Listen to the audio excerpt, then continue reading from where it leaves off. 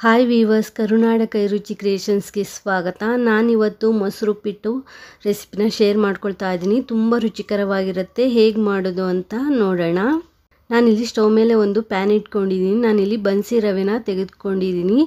ಅಂದರೆ ಗೋಧಿ ರವೆ ಅಂತಾರಲ್ಲ, ಆ ರವೆನ ತೆಗೆದುಕೊಂಡು ನಾನಿಲ್ಲಿ ಹುರ್ಕೊಳ್ತಾ ಇದ್ದೀನಿ. ಮೀಡಿಯಮ್ ಊರಿನಲ್ಲಿ ಇಟ್ಕೊಂಡು ಚೆನ್ನಾಗಿ ಹುರ್ಕೊಳ್ಳಿ. ಒಂದು 4-5 ನಿಮಿಷಗಳ ಕಾಲ ಮೀಡಿಯಮ್ ಟು ಹೈ ಫ್ಲೇಮಲ್ಲಿ ಇಟ್ಕೊಂಡು ರವೆನ ಚೆನ್ನಾಗಿ ಹುರ್ಕೊಳ್ಳಿ. ರವೆ ಹುರಿಯೋದ್ರೊಳಗಡೆ ನಾನು ನೀರನ್ನು ಅಳೆದಿಟ್ಕೊಳ್ತಾ ಇದ್ದೀನಿ. ನಾನಿಲ್ಲಿ ಅರ್ಧ ಬೌಲ್ ಆಗೋಷ್ಟು ಬನ್ಸಿ ರವೆ ತೆಗೆದುಕೊಂಡಿದ್ದೆ. ಅದರ 3 ಪಟ್ಟು ನಾನಿಲ್ಲಿ ನೀರನ್ನು ಸೇರಿಸಿ ನೀರನ್ನು ಕಾಯಲಿಕ್ಕೆ ಇಟ್ಟಿದ್ದೀನಿ. ರವೆನ ನಾನು ಮೀಡಿಯಮ್ ಟು ಹೈ ಫ್ಲೇಮಲ್ಲಿ ಇಟ್ಕೊಂಡು ಹುರ್ಕೊಳ್ತಾ ಇದ್ದೀನಿ. ಒಂದು 4-5 ನಿಮಿಷಗಳ ಕಾಲ ಚೆನ್ನಾಗಿ ಹುರ್ಕೊಳ್ಳಿ. ರವೆ ಸ್ವಲ್ಪ ದಪ್ಪ ಆಗುತ್ತೆ, ಹಾಗೆ ಒಳ್ಳೆ ಬಣ್ಣ ಬರುತ್ತೆ, ಅಲ್ಲಿವರೆಗೂ ಹುರ್ಕೊಂಡ್ರೆ ಸಾಕು. ರವೆ ಹುರ್ಕೊಂಡದ್ದಾಗಿದೆ. ಒಂದು ಪ್ಲೇಟ್ ಮೇಲೆ ರವೆನ ನಾನು ತೆಗೆದುಕೊಳ್ತಾ ಇದ್ದೀನಿ. ಸೇಮ್ ಪ್ಯಾನನ್ನೇ ನಾನು ಒಲೆ ಮೇಲೆ ಇಟ್ಕೊಂಡಿದ್ದೀನಿ. 1-2 ಚಮಚ ಆಗೋಷ್ಟು ಎಣ್ಣೆಯನ್ನು ನಾನಿಲ್ಲಿ ಸೇರಿಸ್ಕೊಳ್ತಾ ಇದ್ದೀನಿ. ಎಣ್ಣೆ ಕಾದ ನಂತರ ಅರ್ಧ ಚಮಚ ಸಾಸಿವೆ. ಈ ಉಪ್ಪಿಟ್ಟು ತುಂಬ ಟೇಸ್ಟಿಯಾಗಿರುತ್ತೆ, ಒಂದ್ಸರಿ ಟ್ರೈ ಮಾಡಿ. ಹಾಗೆ ನಾನಿಲ್ಲಿ ಒಂದು 4 ಹಸಿಮೆಣಸಿನ್ಕಾಯಿನ ಉದ್ದಕ್ಕೆ ಸೀಳಿ ಸೇರಿಸ್ಕೊಂಡಿದ್ದೀನಿ. ಸ್ವಲ್ಪ ಕರಿಬೇವು, 1 ಕಡ್ಡಿ ಕರಿಬೇವನ್ನು ಸೇರಿಸ್ಕೊಂಡು ಫ್ರೈ ಮಾಡ್ಕೊಳ್ತಾ ಇದ್ದೀನಿ. ನೀವು ಇದಕ್ಕೆ ಗೋಡಂಬಿ ದ್ರಾಕ್ಷಿಯನ್ನು ಸಹ ಸೇರಿಸ್ಕೋಬಹುದು, ತುಂಬ ಚೆನ್ನಾಗಿರುತ್ತೆ. ಹಾಗೆ ಉದ್ದಿನಬೇಳೆ ಕಡಲೆಬೇಳೆಯನ್ನು ಸಹ ಸೇರಿಸ್ಕೋಬಹುದು. ಹಾಗೆ ನಾನಿಲ್ಲಿ 2 ಮೀಡಿಯಮ್ ಸೈಜ್ ಈರುಳ್ಳಿನ ಸಣ್ಣದಾಗಿ ಹೆಚ್ಚಿ ಸೇರಿಸ್ಕೊಂಡು ಫ್ರೈ ಮಾಡ್ಕೊಳ್ತಾ ಇದ್ದೀನಿ. ಈರುಳ್ಳಿ ಹೆಚ್ಚು ಹಾಕಿದಷ್ಟು ಚೆನ್ನಾಗಿರುತ್ತೆ, ಜಾಸ್ತಿ ಈರುಳ್ಳಿ ಹಾಕಿದ್ರೆ ಒಳ್ಳೆ ಟೇಸ್ಟ್ ಕೊಡುತ್ತೆ. ಈರುಳ್ಳಿ ಬೇಡ ಅನ್ನೋರು ಸ್ಕಿಪ್ ಸಹ ಮಾಡ್ಬೋದು, ಅದರಲ್ಲಿ ಏನು ವ್ಯತ್ಯಾಸ ಕಾಣಿಸಲ್ಲ. ಈರುಳ್ಳಿ ಇಷ್ಟಪಡೋರು ಈರುಳ್ಳಿಯನ್ನು ಜಾಸ್ತಿ ಸೇರಿಸ್ಕೊಳ್ಳಿ. ಹಾಗೆ ನಾನು ಇದಕ್ಕೆ ಸ್ವಲ್ಪ ಸಬ್ಸಿಗೆ ಸೊಪ್ಪನ್ನು ಸಹ ಸೇರಿಸ್ಕೊಳ್ತಾ ಇದ್ದೀನಿ. 1 ಹಿಡಿ ಆಗೋಷ್ಟು ಸಬ್ಸಿಗೆ ಸೊಪ್ಪನ್ನು ನೀಟಾಗಿ ಕ್ಲೀನ್ ಮಾಡಿಕೊಂಡು ವಾಶ್ ಮಾಡಿ ಸಣ್ಣದಾಗಿ ಹೆಚ್ಚಿ ಸೇರಿಸ್ಕೊಂಡು ಫ್ರೈ ಮಾಡ್ಕೊಳ್ತಾ ಇದ್ದೀನಿ. ಇದ್ರ ಜೊತೆಗೆ ನೀವು ಮೆಂತ್ಯ ಸೊಪ್ಪನ್ನು ಸಹ ಸೇರಿಸ್ಕೋಬೋದು. ನೋಡಿ, ಈರುಳ್ಳಿ ಮತ್ತು ಸಬ್ಸಿಗೆ ಸೊಪ್ಪು ಚೆನ್ನಾಗಿ ಫ್ರೈ ಆಗ್ತಾ ಇದೆ. ಒಂದು 3-4 ನಿಮಿಷಗಳ ಕಾಲ ಮೀಡಿಯಮ್ ಟು ಹೈ ಫ್ಲೇಮಲ್ಲಿ ಫ್ರೈ ಮಾಡ್ಕೊಳ್ಳಿ. ನಂತರ ನಾನು ಇದಕ್ಕೆ 1 ಟೊಮೆಟೊನ ಸಣ್ಣದಾಗಿ ಹೆಚ್ಚಿ ಸೇರಿಸ್ಕೊಳ್ತಾ ಇದ್ದೀನಿ. ಟೊಮೆಟೊ ಇಲ್ಲಿ ಆಪ್ಷನಲ್ಲು. ಜಾಸ್ತಿ ಮೊಸರನ್ನು ಸೇರಿಸ್ತೀನಿ ಅಂದರೆ ಟೊಮೆಟೊನ ಸ್ಕಿಪ್ ಮಾಡಿ, ಇಲ್ಲ ಕಡಿಮೆ ಮೊಸರನ್ನು ಸೇರಿಸ್ತೀನಿ ಅನ್ನೋರು 1 ಟೊಮೆಟೊನ ನೀವಿಲ್ಲಿ ಸೇರಿಸ್ಕೋಬಹುದು.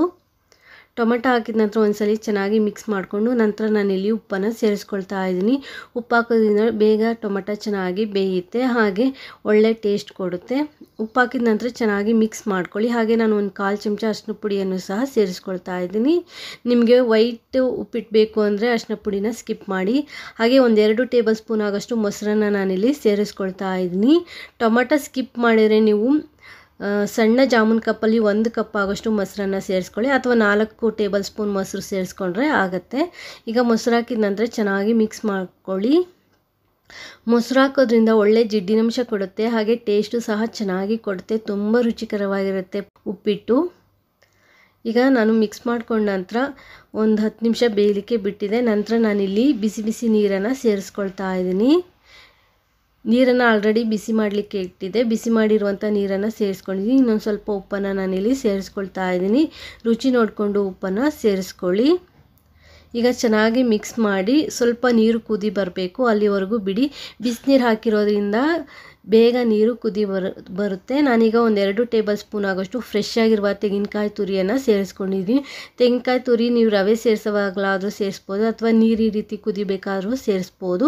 ತೆಂಗಿನಕಾಯಿ ತುರಿ ಹಾಕಿದ ನಂತರ ಫ್ಲೇಮನ್ನು ಫುಲ್ಲು ಲೋ ಮಾಡಿ ನಂತರ ಹುರಿದಿಟ್ಕೊಂಡಿರುವಂತಹ ರವೆಯನ್ನು ಸೇರಿಸ್ಕೊಳ್ಳಿ. ಕ್ವಿಕ್ಕಾಗಿ ರೆಡಿ ಆಗುತ್ತೆ, ತುಂಬ ಟೇಸ್ಟಿಯಾಗಿರುತ್ತೆ. ಯಾವಾಗಲೂ ಒಂದೇ ರೀತಿ ಉಪ್ಪಿಟ್ಟು ತಿನ್ನೋ ಬದಲು ನೀವು ಈ ರೀತಿ ಮಾಡ್ಕೊಂಡು ತಿನ್ನಿ. ಒಂದಿನ ಮಾಡ್ಕೊಂಡು ತಿಂದರೆ ಮತ್ತೆ ಮತ್ತೆ ಮಾಡ್ಕೊಂಡು ತಿಂತೀರಾ, ಅಷ್ಟು ರುಚಿಕರವಾಗಿರುತ್ತೆ. ಈಗ ಚೆನ್ನಾಗಿ ಮಿಕ್ಸ್ ಮಾಡ್ಕೊಂಡಿದ ನಂತರ ಲಿಡ್ ಕವರ್ ಮಾಡಿ 1-2 ನಿಮಿಷ ಮೀಡಿಯಮ್ ಊರಿನಲ್ಲಿ ಬೇಯಲಿಕ್ಕೆ ಬಿಟ್ಬಿಡಿ. ಸ್ವಲ್ಪ ಗಟ್ಟಿ ಆಗುತ್ತೆ. ನಂತರ ನಾನಿಲ್ಲಿ ಲಿಡ್ಡನ್ನು ಓಪನ್ ಮಾಡ್ತಾ ಇದ್ದೀನಿ. 1-2 ನಿಮಿಷ ಆದಮೇಲೆ ಲಿಡ್ ಓಪನ್ ಮಾಡಿ ಒಂದ್ಸಲಿ ಮಿಕ್ಸ್ ಮಾಡ್ಕೊಳ್ತಾ ಇದ್ದೀನಿ. ಇನ್ನೊಂದು ಸ್ವಲ್ಪ ನೀರಿನ ಅಂಶ ಇದೆ, ಇನ್ನೊಂದು ನಿಮಿಷ ನಾನಿಲ್ಲಿ ಬೇಯಿಸ್ಕೊಳ್ತೀನಿ. ಸೊ ನಿಮಗೆ ಸ್ವಲ್ಪ ಉದುರುದ್ರಾಗಿ ಬೇಕು ಅಂದರೆ 2.5 ಕಪ್ಪು ನೀರನ್ನು ಸೇರಿಸ್ಕೊಳ್ಳಿ. ಅಂದರೆ ನೀವು ಯಾವುದರಲ್ಲಿ ಮೆಜರ್ಮೆಂಟ್ ಮಾಡ್ಕೊಂಡು ತಗೊಂಡಿರ್ತೀರ ರವೆ, ಅದರಲ್ಲಿ 2.5 ತೆಗೆದುಕೊಳ್ಳಿ. ಸ್ವಲ್ಪ ತೆಳುಗೆ ಬೇಕು ಅಂದರೆ 3ರಷ್ಟು ನೀರನ್ನು ಸೇರಿಸ್ಕೊಳ್ಳಿ. ನಾನಿಲ್ಲಿ 3ರಷ್ಟು ನೀರನ್ನು ಸೇರಿಸ್ಕೊಂಡಿದ್ದೀನಿ. ನೋಡಿ, 1 ನಿಮಿಷ ಮತ್ತೆ ಬೇಯಿಸ್ಕೊಂಡು ಮತ್ತೆ ಲಿಡ್ಡನ್ನು ಓಪನ್ ಮಾಡಿದ್ದೀನಿ. ನೋಡ್ತಾ ಇರ್ಬೋದು, ಸ್ವಲ್ಪ ಗಟ್ಟಿಯಾಗಿದೆ. ನೋಡಿ, ಈ ಕನ್ಸಿಸ್ಟೆನ್ಸಿಯಲ್ಲಿದೆ ಉಪ್ಪಿಟ್ಟು. ನಿಮಗೆ ಉದ್ರಾಗಿ ಬೇಕು ಅಂದರೆ ಒಂದು ಅರ್ಧ ಕಪ್ಪು ನೀರನ್ನು ಕಡಿಮೆ ಸೇರಿಸ್ಕೊಳ್ಳಿ. ಈಗ ಉಪ್ಪಿಟ್ಟು ರೆಡಿಯಾಗಿದೆ, ತುಂಬ ರುಚಿಕರವಾಗಿರುತ್ತೆ. ತುಪ್ಪ ಹಾಕ್ಕೊಂಡು ಸರ್ವ್ ಮಾಡ್ಬೋದು, ಚಟ್ನಿ ಜೊತೆ ಆದರೂ ಸರ್ವ್ ಮಾಡ್ಬೋದು. ಹಾಗೆ ಮೊಸರು ಜೊತೆ ಆದರೂ ಸರ್ವ್ ಮಾಡ್ಬೋದು, ತುಂಬ ಚೆನ್ನಾಗಿರುತ್ತೆ. ನಾನೀಗ ಇದಕ್ಕೊಂದು ಸ್ವಲ್ಪ ಕೊತ್ತಂಬರಿ ಸೊಪ್ಪನ್ನು ಸೇರಿಸ್ಬಿಟ್ಟು ಚೆನ್ನಾಗಿ ಮಿಕ್ಸ್ ಮಾಡಿ ಬಿಸಿ ಬಿಸಿಯಾಗಿ ಸರ್ವ್ ಮಾಡ್ತೀನಿ. ತುಂಬ ರುಚಿಕರವಾಗಿರುತ್ತೆ. ಒಂದು ಸಲ ಟ್ರೈ ಮಾಡಿ ನೋಡಿ, ಹೇಗಾಗಿದೆ ಅಂತ ಕಮೆಂಟ್ ಮಾಡಿ ತಿಳಿಸಿ. ಹಾಗೆ ನನ್ನ ಈ ಮೊಸರುಪ್ಪಿಟ್ಟು ರೆಸಿಪಿ ನಿಮಗೆ ಇಷ್ಟ ಆದರೆ ಪ್ಲೀಸ್ ಒಂದು ಲೈಕ್ ಕೊಡಿ. ಹೊಸದಾಗಿ ಚಾನಲ್ ನೋಡೋರು ಸಬ್ಸ್ಕ್ರೈಬ್ ಮಾಡಿಕೊಂಡು ನೋಡಿ. ಹಾಗೆ ವಿಡಿಯೋ ಇಷ್ಟ ಆದರೆ ನಿಮ್ಮ ಫ್ಯಾಮಿಲಿ ಫ್ರೆಂಡ್ಸ್ಗೂ ಸಹ ಶೇರ್ ಮಾಡಿ. ನಾನು ಫ್ಲೇಮ್ ಆಫ್ ಮಾಡಿ ಮೊಸರು ಜೊತೆ ಸರ್ವ್ ಮಾಡಿದ್ದೀನಿ. Thanks for watching this video.